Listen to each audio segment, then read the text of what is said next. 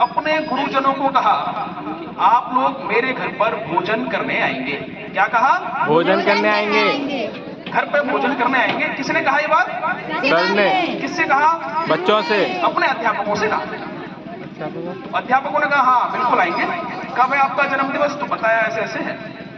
तो भाई शिवम सुबह से लेकर रात्रि कार्यक्रम तक व्यस्त रहा।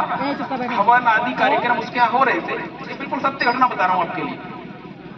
तो जब बालक के यहाँ पे कार्यक्रम सुबह से व्यस्त रहा, उस कार्यक्रम में जब उसके अध्यापक बंधु आए तो उन्होंने कहा भाई भोजन के लिए हम आए, लेकिन भोजन तब करेंगे जब शिवम से मिलेंगे। शिवम को पहले बधाई देना है उसके जन्मदिवस की, उसके बाद भोजन करेंगे। तो उनकी मां ने कहा अभी यहीं पर है, बुलाती हूं। तो मां शिवम को ढूंढने गई तो शिवम देखा घर में नहीं दिख रहा कहीं। मां ने कहा शायद बाहर होगा। बाहर देखा शिवम वहां भी नहीं दिख रहा। मां ने कहा शायद जहां दावत का कार्यक्रम चल रहा है वहां होगा शिवम। अरे लड़की। लेकिन शिवम देखा गया तो दावत में भी नहीं था। तो सब लोगों को चिंता हुई कि शिवम गया कहां भाई? अभी तो आज उसका जन्मदिन है, सबके बीच में होना चाहिए, घर में होना चाहिए, लेकिन शिवम दिख नहीं रहा कहीं। तो उसके बाद शिवम को ढूंढने के लिए उसकी मां के साथ उसके पिताजी, भाई, बाबा सब लोग लग गए, लेकिन शिवम नहीं मिल रहा किसी को। सबको बहुत चिंता हो गई। आपको आपकी चिंता होती है ना, माँ को सबसे ज्यादा चिंता माँ को होती है ना। ढूंढती है कहाँ भाई, कहाँ खेल रहा है बालक, खाना खाया नहीं खाया। ऐसे ही शिवम की माँ बहुत ज्यादा परेशान हो गई और आधे घंटे ढूंढने के बाद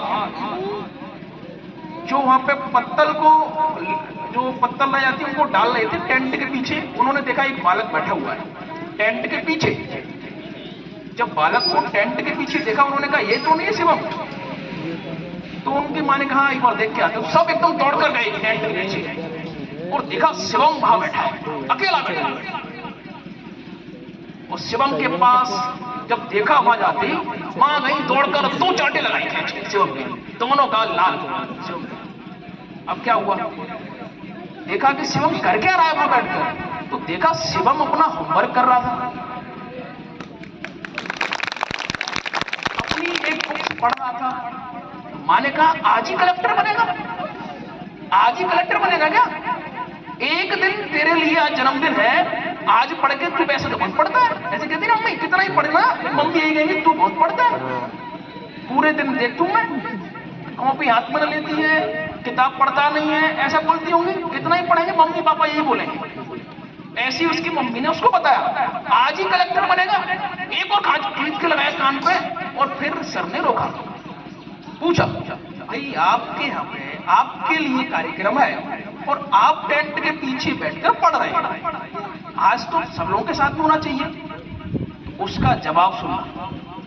वो 6 क्लास में पढ़ने वाले बालक का क्या जवाब था कि सर मैं 2 घंटे डेली पढ़ता हूं, निरंतर पढ़ता हूं, निरंतर पढ़ाई करते करते मैं अब तक 6 क्लास में आया हूं और मेरी इसीलिए हर बार फर्स्ट रैंक आई है।